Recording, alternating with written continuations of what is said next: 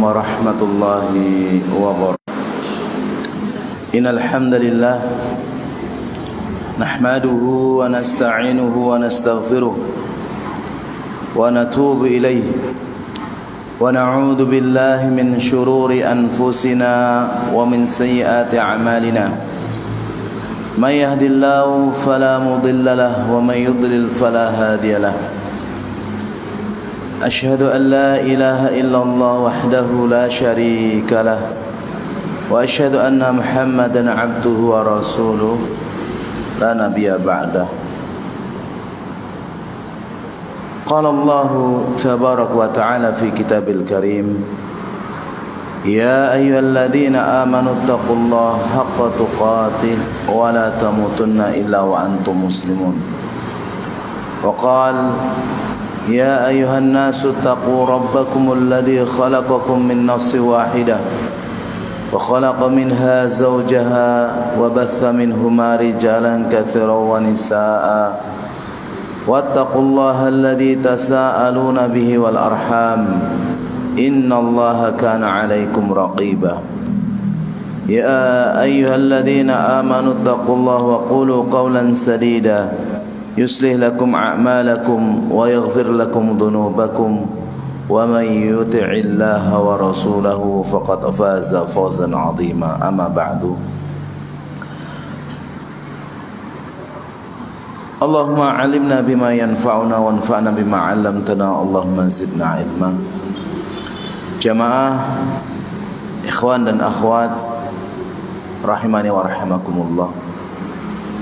Alhamdulillah, kita bersyukur pada Allah Subhanahu wa ta'ala atas nikmat yang Allah karuniakan kepada kita, sehingga kita pada malam hari ini dipertemukan kembali oleh Allah Subhanahu wa ta'ala dalam keadaan yang sehat, dalam keadaan yang baik, dan dalam rangka mentaati Allah Subhanahu wa ta'ala, yaitu kita sholat maghrib berjamaah. Kemudian kita lanjutkan kajian yang malam hari ini insyaallah kita akan membahas tentang ukhuwah fillah, adab-adab bergaul. Yang ini kita butuhkan. Salawat dan salam semoga tercurahkan kepada Nabi kita yang mulia Nabi Muhammad sallallahu alaihi wasallam, kepada keluarga beliau, sahabat-sahabat beliau, dan seluruh kaum muslimin yang dengan baik mengikuti beliau sampai hari kiamat. Jemaah sekalian, di dalam kehidupan kita, yang mana kita ini adalah manusia, makhluk sosial, senantiasa butuh terhadap orang lain, dan terkadang orang lain membutuhkan kita.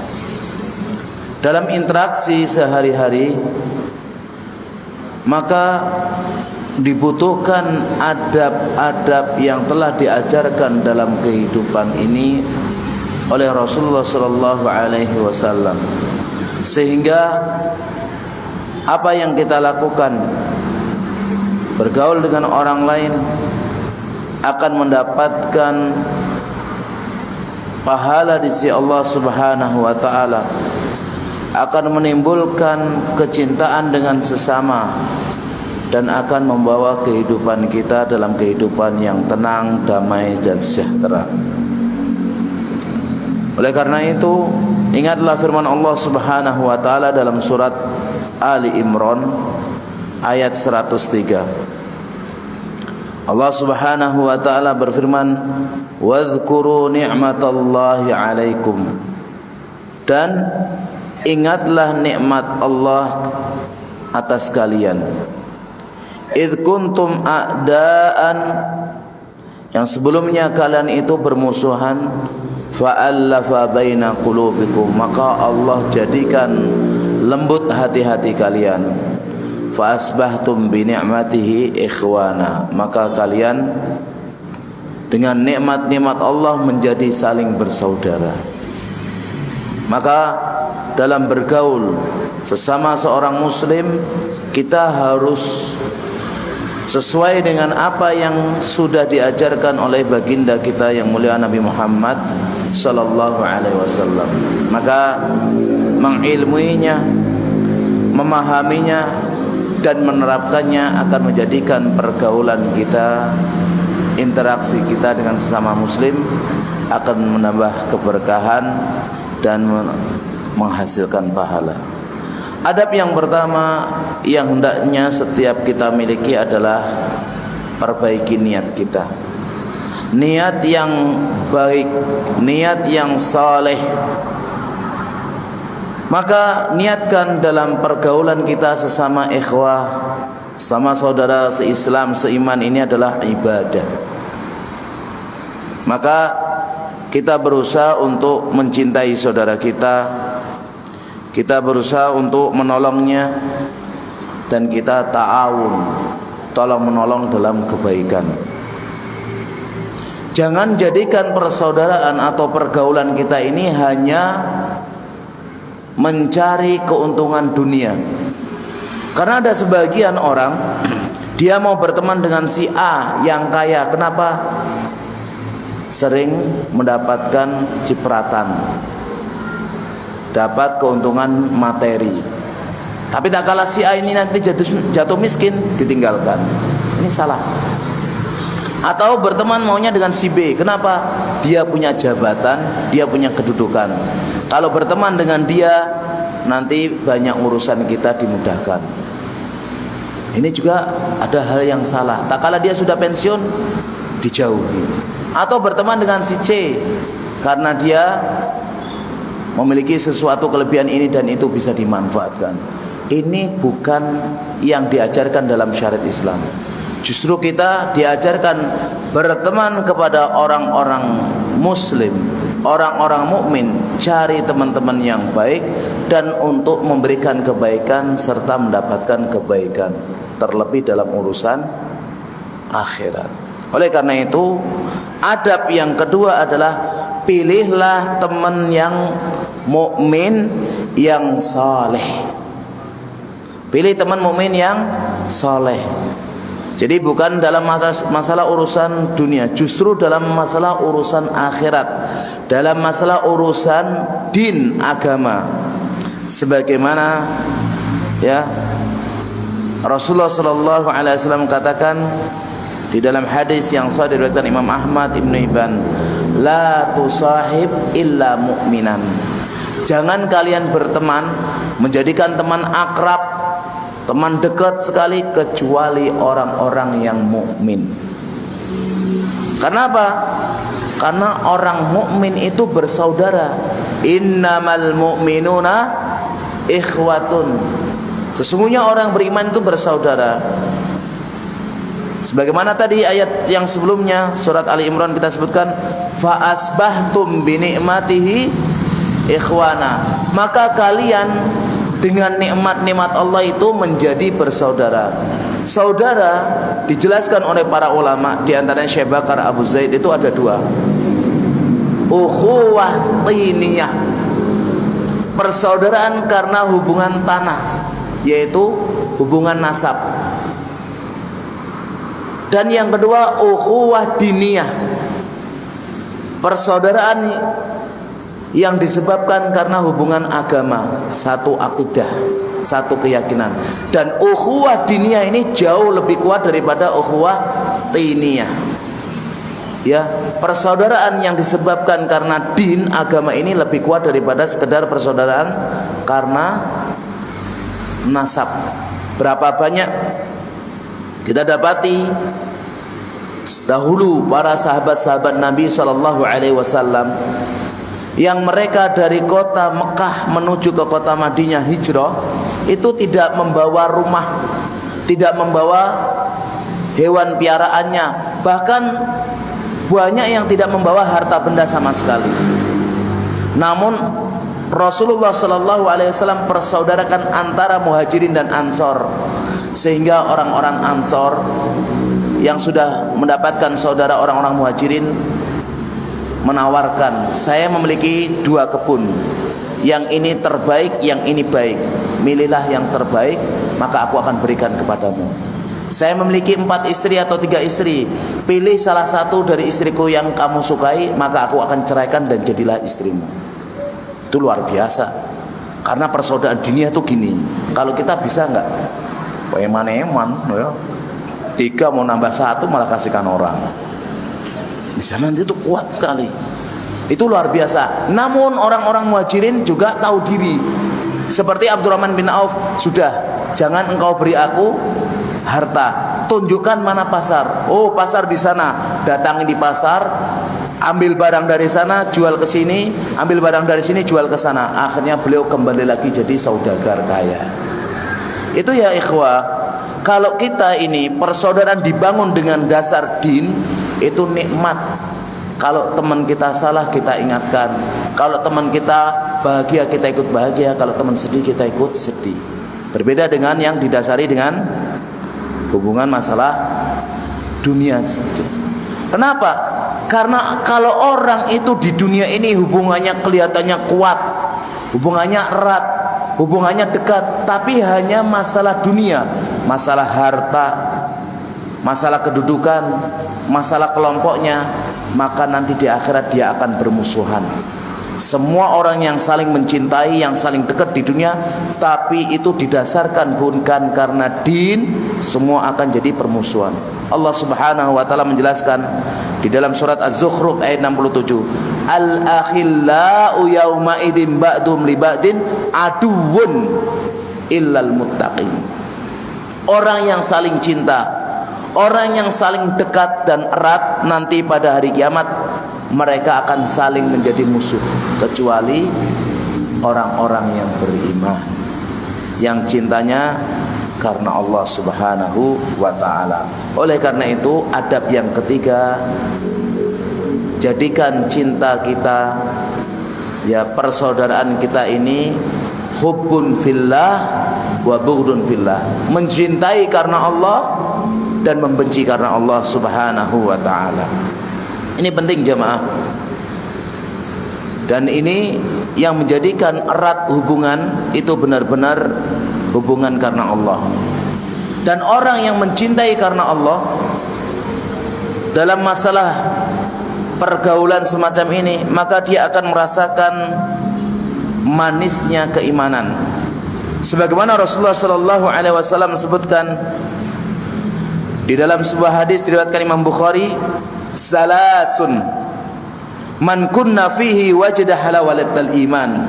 Ada 3 hal, ada 3 perkara yang orang itu akan merasakan manisnya iman jika dia mendapati 3 perkara ini. Apa? Yang pertama, ayyakunallaha wa rasulahu, atau ayyakunallahu wa rasuluhu ahabba ilaihi mimma siwahuma. Di antaranya adalah dia menjadikan Allah dan Rasulnya itu lebih dia cintai daripada selainnya. Dia benar-benar cinta karena Allah. Cinta Allah dan Rasulullah itu melebihi daripada yang lain. Dan yang kedua, wa an yuhibbal mar'a la yuhibbu illa lillah. Dia mencintai seseorang saudaranya, dia tidak mencintai kecuali karena Allah. Jadi mencintainya dasarnya karena Allah.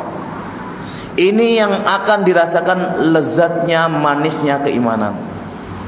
Bahkan 7 golongan yang akan Allah naungi nanti pada hari kiamat, yang tidak ada naungan kecuali naungan Allah, di antaranya adalah orang yang cinta karena Allah dan benci karena Allah. Ini yang akan Allah naungi pada hari kiamat nanti. Dan tanda orang cinta karena Allah itu apa? Dia cinta kalau saudaranya ini berbuat baik, beramal soleh. Dan dia benci kalau saudaranya ini suka bermaksiat. Tapi tak kala kemaksiatannya berhenti, kembali lagi dalam kebaikan, maka dia cintai lagi. Jangan karena dunia tadi yang saya singgung, yaitu karena hartanya, pangkatnya, kedudukannya, atau yang lainnya. Dan ini antara kita yang ada sekarang di sini itu tergantung keilmuan dan kemauan kita dalam mempraktekkan semacam ini. Bahkan termasuk tali iman yang paling kuat itu diantaranya apa? Sebagaimana disebutkan oleh Rasulullah SAW, al-muwalatu fillah wal mu'adatu fillah, yaitu orang yang loyal karena Allah dan membenci karena Allah. Wal hubbu fillah, dan cinta karena Allah. Wal bughdhu fillah, dan murka karena Allah. Ini termasuk ikatan iman yang sangat kokoh, yang sangat kuat. Kemudian yang keempat, kalau kita memang mencintai saudara kita, kalau kita memang senang dengan saudara kita, maka adabnya adalah kita kabarkan. Kita kabarkan kepada dia, kita sampaikan kepada dia bahwasanya kita mencintainya karena Allah. Sebagaimana yang disebutkan oleh Rasulullah sallallahu alaihi wasallam dalam hadis riwayat Imam Ahmad, "Idza ahabba ahadukum akhahu falyu'limhu annahu yuhibbu." Apabila salah seorang di antara kalian mencintai saudaranya, maka kabarkan kepadanya bahwa dia mencintainya. Akhi, ana uhibbuka fillah. Aku mencintaimu karena Allah. Sudah pernah dipraktekkan belum? Belum. Berarti nggak ada yang jenengan cintai ya, kecuali istri. Kalau istri kita solehah, katakan ana uhibbuki. Keluarga kita solehah, kita katakan ana uhibbukum. Jangan diem aja. Orang itu nggak tahu kalau kita diem aja. Misal si A ya mencintai sama si B, apakah ini sesama jenis atau lawan jenis? Kalau diem aja orang nggak tahu. Makanya kalau kita itu seneng sama orang masih yang belum nikah ya, datang ke calon mertua, Pak, nikahkan saya dengan putrinya jenengan. Kayaknya saya sudah perasaan dengan putri jenengan. Datangi bapaknya tapi ya, jangan datangi putrinya, karena jadinya kholwat nanti, tidak boleh. Ini harus dikabarkan. Kalau diem aja, kemudian nikah sama lain, loh mas belum nikah belum? Loh, lah kok belum nikah? Lah saya sebenarnya senang sama putrinya bapak. Loh kok nggak bilang-bilang? Sebenarnya saya juga senang sama sampean. Lah nggak bilang-bilang kok. Nah, nanti kan nyesel. Kabarkan ya. Di dalam Sahih Jami' dijelaskan juga, idza ahabba ahadukum sahibahu, ya, apabila salah seorang kalian itu mencintai saudaranya, falyati, maka datangilah fi manzili, ke rumahnya, falyukhbir annahu yuhibbuhu lillah, bahwasanya dia mencintainya karena Allah. Ini termasuk sunnah, ya, ini termasuk sunnah yang sekarang orang malu untuk mengungkapkan. Padahal kalau ada orang mengatakan, misalnya nelpon, assalamualaikum, salam, gimana kabarnya? Alhamdulillah gini, masya Allah akhi, saya itu mencintaimu karena Allah. Kok antum lama nggak kelihatan? Oh saya lagi sakit. Oh masya Allah, enak. Kabarkan gitu ya. Dan itu kepada siapa saja, selama itu sesama jenis yang nggak menimbulkan fitnah. Kalau lawan jenis jangan ya. Bilang kepada walinya, jangan kepada orangnya. Ya. Adab yang kelima dalam bergaul sesama muslim, yang ini sering kita jumpai banyak orang meremehkan, padahal pahalanya luar biasa. Apa itu? Fasallim alaih, mengucapkan salam atau menjawab salam. Dalam sebuah hadis yang sahih diriwayatkan Imam Bukhari dan Muslim, dan ini lafadznya Imam Muslim, hakul muslim alal muslim sittun. Hak muslim dengan muslim yang lain itu ada 6. Dalam riwayat yang lain ada 5. Dalam riwayat yang lain ada yang lain lagi. Maka dikatakan, ma hunna ya Rasulullah, apa itu wahai Rasulullah? Maka beliau mengatakan, idza laqitau fasallim alaihi. Kalau kamu bertemu dengan orang muslim yang lain, ucapkan salam. Dan ini perlu kita bahas ya, adab salam itu bagaimana. Ini salam ini adalah ucapan yang mulia, ya. Dan ini tahniah ahlu surga. Ucapan selamat ahlu surga adalah salamun alaikum. Dan lafaz assalamu alaikum ini kalimatnya ringkas, gampang, tapi penuh dengan makna dan faedah. Maka kalau kita rajin mengucapkan salam, bisa jadi mendapatkan keberkahan dalam kehidupan kita. Assalamu alaikum, semoga keselamatan atas kalian. Apalagi dilengkapi assalamualaikum warahmatullahi wabarakatuh. Insyaallah suatu saat kita akan sampaikan tentang adab salam secara rinci. Ya. Namun secara umumnya salam ini ya disunahkan bagi kita semuanya yang mengucapkan. Adapun yang jawab wajib. Tapi uniknya salam ini yang mengucapkan itu meskipun sunnah pahalanya 2. Dan yang jawab wajib pahalanya 1. Jadi kalau ada pertanyaan ya misalnya teka-teki, tiba-tiba ada kuis, sebutkan amalan sunnah pahalanya 2, wajibnya 1. Apa? Salam. Kenapa kok bisa sunnah tapi pahalanya 2? Karena memang mengucapkan salam itu hukumnya sunnah, pahalanya 2. 1 dari dia sendiri, yang kedua menjadikan orang lain menjawab salam, 2 pahala. Tapi yang menjawab salam hukumnya wajib. Barang siapa seorang muslim muslimah diucapkan salam sedangkan dia mampu untuk menjawab tidak menjawab salam, maka dia melakukan kesalahan. Ya, maka dia mengucapkan kesalahan. Dan secara umum ini adalah salam sesama jenis. Adapun lawan jenis itu yang tidak menimbulkan fitnah dan tidak boleh memulai salam kepada orang kafir. Kalau ada orang kafir mengucapkan salam kepada kita, mau sempurna tidak sempurna kita cukup waalaikum. Ya, ini pembahasan ringkasnya. Karena pembahasan salam itu juga panjang. Yang keenam, dari hadis yang tadi, di antara adab bergaul adalah tashmitul atis. Kita mengucapkan doa kepada orang yang bersin. Jadi orang yang bersin, saudara kita sesama muslim, ahing, alhamdulillah, maka kita mengucapkan yarhamukallah. Dan ini juga ada adabnya panjang tentang masalah bersin. Tapi saya akan sebutkan adab ringkasnya. Orang yang bersin hendaknya dia menutup mulutnya baik dengan tangan, dengan kain ataupun dengan tisu. Kemudian merendahkan suaranya gitu. Jangan seperti orang-orang yang nggak pernah belajar ahing sampai orang itu dengar, ini ahingnya siapa ya?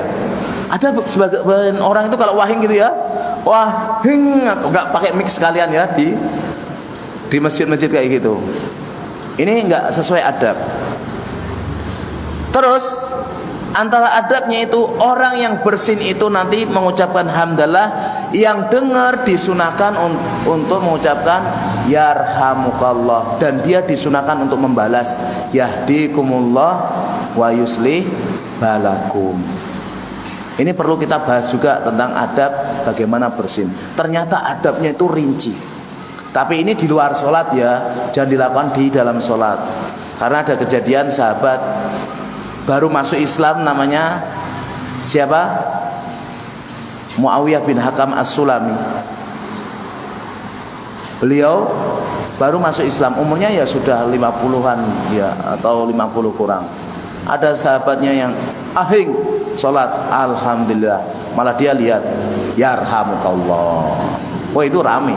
Tapi insya Allah nanti akan jelaskan di masalah bab tentang tashmitul atis. Banyak masalahnya adabnya.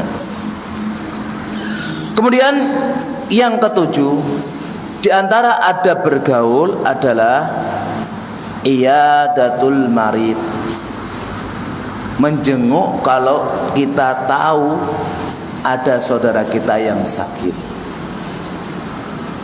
Jadi nggak usah nunggu lama. Kalau kita lihat 1 hari, 2 hari, 3 hari kok nggak pernah kelihatan. Biasanya sholat bareng, ngaji bareng, terus ketemu di jalan, tanyakan kabarnya. Kalau sakit langsung jenguk. Dan ini juga ada adabnya sampai detail. Ya. Maka dulu Al-A'mash ini bukan nama, namanya Sulaiman bin Mihran. Kenapa disebut Al-A'mash? Karena matanya beliau itu sering mengeluarkan air, kan besar gini kayak mau mengeluarkan air terus. Maka disebut Al-A'mash. Namanya beliau siapa? Sulaiman bin Mihran. Beliau berkata, Kunna naqudu fil majlis. Kita ini biasa duduk-duduk di majlis. Fa idza qa'adna ar-rajulu salasata ayyam, kalau ada salah seorang di antara kita tidak duduk di majlis sampai 3 hari, sa'alna anhu, kita bertanya tentang dia. Kemana ya fulan ini? Kenapa Pak ini? Di mana ya? Fa in kana maridan udna, kalau dia sakit langsung kita jenguk. Enggak nunggu lama, tahu-taunya innalillah meninggal. Nah, ada sebagian orang itu enggak peka. Padahal saudara, sesama muslim, sesama ngaji, sesama sholat, sesama kerja, bahkan mungkin sesama RT. Ada orang itu Masya Allah luar biasa. Kalau dengan urusan pribadi, Masya Allah kayaknya dia soleh. Tapi nanti dengan temannya, dengan saudaranya sesama muslim, nggak peduli sama sekali. Kalau ada orang ngaji, semakin hari kok keras dengan orang lain, berarti ilmunya la yanfa', nggak bermanfaat, wala yabruk, dan nggak barokah. Di antara tanda ilmu bermanfaat itu kalau kita belajar semakin lembut, semakin takut kepada Allah. Jadi kita koreksi hati kita masing-masing. Kalau ada orang tahu dalil semakin menerjang dalil, tahu ilmu semakin dia menyampaikan ilmu, ilmunya la yanfa', enggak manfaat. Ini ada enggak sebagian kita? Ada. Dan dia enggak merasa semacam itu. Ya. Dan menjenguk orang sakit ini keutamanya luar biasa. Di antara keutamaannya adalah orang yang menjenguk orang sakit itu seakan-akan dia berada di kebun surga dan dia memetik buah-buahan yang dia inginkan. Maka Rasulullah SAW memberikan tasjik, motivasi, semangat buat kita. Man ada maridon lam yazal fi khurfatil jannah hatta yarji'a. Barang siapa yang mengunjungi orang yang sakit, maka senantiasa dia berada di kebun di surga. Dia memetik buah-buahan yang dia inginkan hatta yarja, sampai dia kembali. Maksudnya apa? Seakan-akan dapat pahala segitu banyaknya, pahala yang dia inginkan. Jadi kalau kita beli buah di toko buah itu nggak seru. Tapi kalau kita beli buah di kebun buah dan semua buah itu ada, dan pilih mau yang mateng, mau yang mentah, mau yang setengah mateng, atau mau yang sudah agak mau busuk, terserah. Itu semangat sekali. Ya, apalagi nggak beli, datang ke sebuah taman, ambillah sesukamu dan bawa pulang. Ini faedahnya orang kalau mau mengunjungi orang yang sakit. Dan adabnya banyak. Saya sebutkan secara umum, ya, meskipun nanti kalau ada kesempatan kita pun akan bahas secara detail.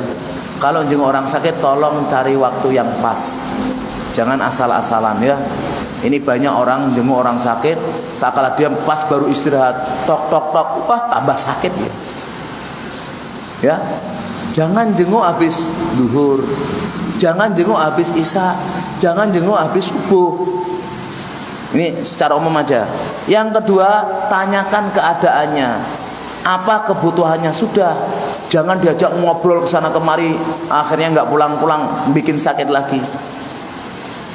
Terus yang ketiga, nasihati, beri semangat, motivasi. Sakit ini adalah menggugurkan dosa, mendapat pahala, sabar, begini. Jangan bilang, wih sakit ya, kok sama dengan teman yang kemarin mati loh. Loh, ini ada yang jadi, akhirnya kan takut. Sakitku gini.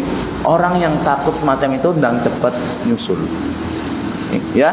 Kemudian juga doakan yang baik, beri hadiah.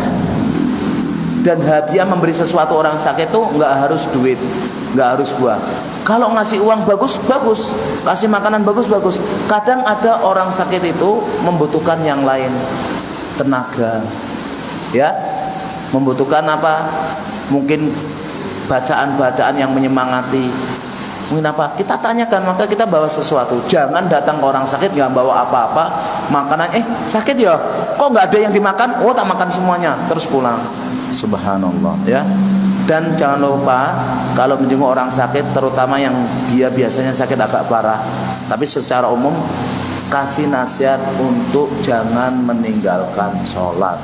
Karena kita lihat di rumah sakit itu rata-rata Saya pernah 4 bulan di ICU, ya, menemani anak saya sehingga meninggal. Itu rata-rata orang nggak pada sholat. Waktunya azan, saya pergi ke masjid. Orang di rumah sakit hampir nggak pada sholat. Nggak tahu mau sholatnya dikodok, nunggu kalau sembuh atau apa. Tapi secara umum orang-orang yang sakit alasannya sakit. Padahal sholat itu tidak akan gugur.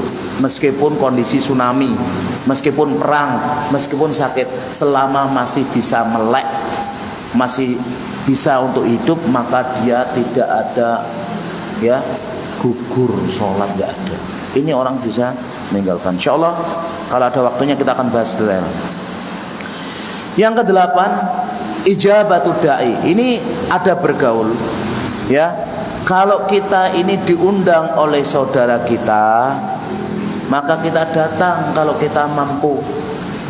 Adabnya, detailnya banyak. Secara umum, ya, secara umum undangan itu ada yang wajib kita datangi, ada yang sunnah. Undangan yang wajib adalah undangan walimahan, acara nikah. Namun dengan 3 syarat. Syarat yang pertama, diundang pribadi, bukan diundang secara umum. Syarat yang kedua, tidak ada maksiat atau kemungkaran dalam undangan tersebut. Dan syarat yang ketiga, tidak membebani. Kalau diundang secara umum, jamaah Masjid Asy-Syuhada habis isya ini nanti datang ke waliman anak saya. Yang datang 1 enggak masalah, karena enggak wajib secara umum, ya kan? Dan tidak ada maksiat. Kalau seandainya ada maksiat, jamaah sekalian, nanti habis ini acara ke anak saya undang satu-satu. Tapi nanti ada acaranya apa? Nyanyi-nyanyi yang tanpa busana, enggak boleh datang. Ya, haram semacam ini. Atau acara-acara yang haram. Atau yang ketiga tadi, nggak boleh ada apa? Memberatkan, ditelepon saudaranya. Mas, masih ingat? Oh, masih gimana gimana? Gini sudah ngomong lama. Anak saya yang satu-satunya ini mau nikahan, insya Allah walimahnya besar-besaran. Oh ya, datang ya. Insya Allah. Di mana nikahnya? Di Papua, Mas. Kapan? Besok pagi. Datang nggak? Nggak usah. Berat gitu ya. Undang jauh sekali. Makanya kalau kita tahu kondisi ilmu semacam ini, kita nggak asal-asal ya. Dan juga yang undang itu jangan harapannya dunia. Orang sekarang itu dia nyumbang bukan untuk ikhlas, tapi berharap nanti dapatnya banyak. Ini nggak nyumbang namanya apa? Apa namanya? Kita ngasih pingin dapat lagi apa namanya? Arisan. Arisan namanya. Sudah nggak ada kata nyumbang itu. Nah, nanti kalau ada sumbangan orang ikhlas. Ini nggak ikhlas, ditarget lagi. Yang ke-9, ada bergaul, yaitu saling menasehati. Jamaah sekalian, jangan pernah kita ini jadi manusia yang bakhil dalam masalah nasihat. Dan jangan sampai kita ini jadi manusia yang anti dinasehati. Kita semua ini adalah manusia tempatnya salah dan dosa. Imam sekali-kali dinasihati makmum, makmum berkali-kali dinasihati imam, orang tua berkali-kali menasihati anak, tapi sesekali anak juga menasihati orang tua. Dan ini adalah agama kita. Sebagaimana Rasulullah katakan, ad-dinu an-nasiha. Agama itu nasihat. Untuk siapa? Lillah, wali rasulih, wali kitabih, wali a'immatil muslimin wa amatim. Nasihat ini untuk Allah, untuk Rasulullah, untuk kitabnya, untuk pemimpin kaum muslimin, dan untuk seluruhnya. Kalau ada di antara kita ini bakhil nasihat ini, berarti nggak cinta dengan saudaranya. Kadang ada saudaranya itu rajin ibadah, tapi juga rajin hibah. Maka kita nasihati, akhi, eman-eman ya ibadahmu, nanti bisa hapus amalmu. Dinasihati. Tak kalah kita juga dinasihati, ya akhi, ini tuh wudunya boros airnya. Maka kalau yang dinasihati, ucapkan jazakumullah khairan, terima kasih, alhamdulillah saya dinasihati. Ini kehidupan tuh nikmat.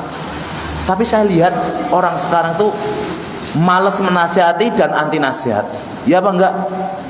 Enggak, saya nasihati. Jamaah, besok kalau kajian itu mendekat, jadi saya nasihati ya. Yang dinasihati anti apa enggak ini? Buktikan ke depannya.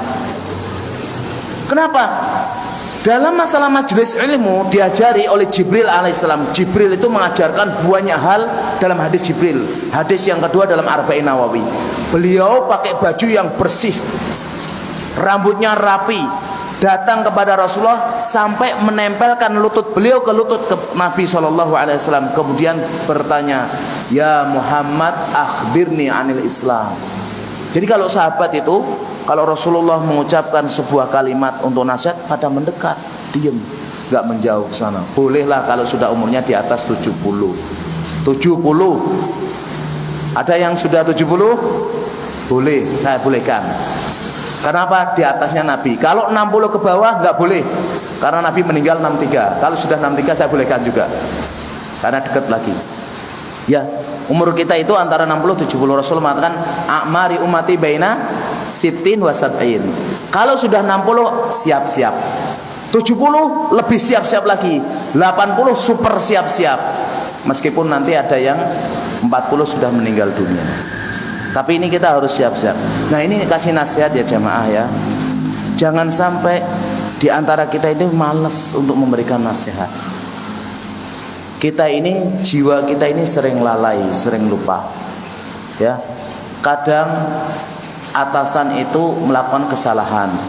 Kadang pemimpin itu juga salah. Kadang orang tua juga salah. Maka indahnya Islam itu mengajarkan kita saling menasehati.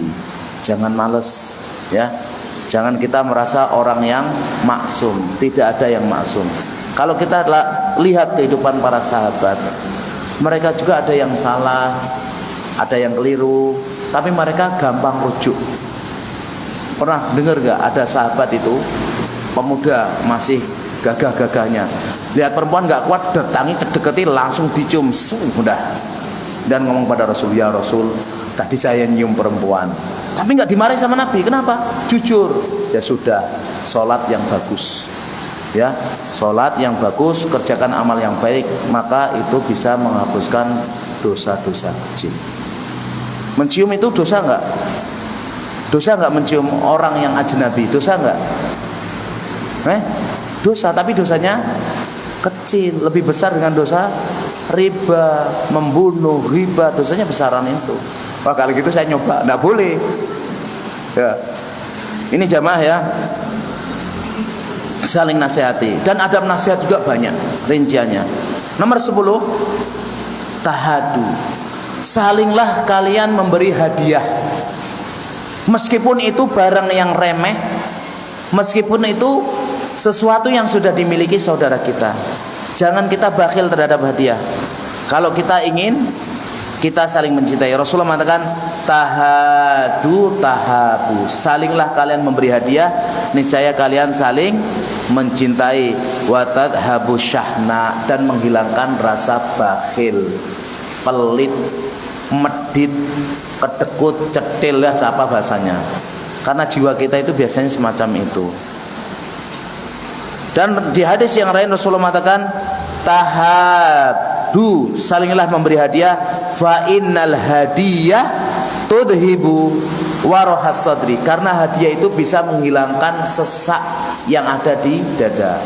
Jenengan yang diberikan keluasan rezeki beli mobil atau motor, datang kepada tetangganya, Bu atau Mbak atau Mas atau Pak, alhamdulillah saya bisa beli mobil.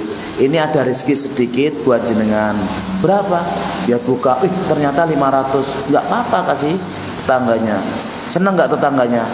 Senang. Tapi kalau kita mendapatkan kenikmatan, pasti akan ada namanya tetangga, namanya saudara kita itu yang hasad. Karena tidak ada jiwa itu kecuali ada potensi hasad. Sampai orang alim pun sama. Maka untuk menghilangkan hasad yang ada pada saudara-saudara kita, beri hadiah. Kita habis haji, habis umroh, tetangga-tetangga dipanggil. Kalau mereka yang nggak bisa hadir, datangi rumahnya, kasih mungkin peci satu, mungkin air zam-zam yang kecil. Itu kan murah. Itu menghilangkan kejengkelan dalam diri. Tapi kalau kita hal yang sepele kadang kita nggak perhatikan, ini menjadikan orang itu hasad. Terutama pemimpin. Kadang kita ini bisa memperbaiki diri kita, bisa memperbaiki orang dekat, tapi kadang kita nggak bisa mengayomi atau ngurusi orang-orang bawahan, tukang sapu, tukang pel, kadang nggak bisa. Nah, pemimpin semacam ini harus banyak berlatih. Ya, hal yang sepele kadang dilakukan cuma sekedar nyapa, kadang memberikan sesuatu, hal yang sepele padahal menurut dia, tapi orang lain, oh masya Allah, saya dapat ini dari Pak itu, dapat ini dari Ustadz ini, dapat ini dari pemimpin itu, dia akan ingat-ingat. Jadi ini jamaah ya, jangan kita malas untuk melihat dia. Ini sudah isya belum? Materinya masih banyak, ya, materinya masih separuh lebih. Dilanjutkan atau berhenti dulu? Ya, kita lanjutkan di pertemuan berikutnya. Dan mudah-mudahan ya kita dimudahkan oleh Allah Subhanahu wa taala untuk kajian-kajian semacam ini agar menjadikan kita hamba-hamba yang memiliki adab dan akhlak yang sesuai dengan tuntunan syariat ini. Demikian yang bisa kita sampaikan pada pertemuan malam hari ini. Mungkin ada pertanyaan dari adab yang kita sampaikan tadi sampai 10 adab dari jamaah. Ada yang ditanyakan? Enggak ada? Alhamdulillah. Kita tutup dengan doa kafaratul majelis. Subhanakallahumma wa bihamdika asyhadu an la ilaha illa anta astaghfiruka wa atubu ilaik. Assalamualaikum warahmatullahi wabarakatuh.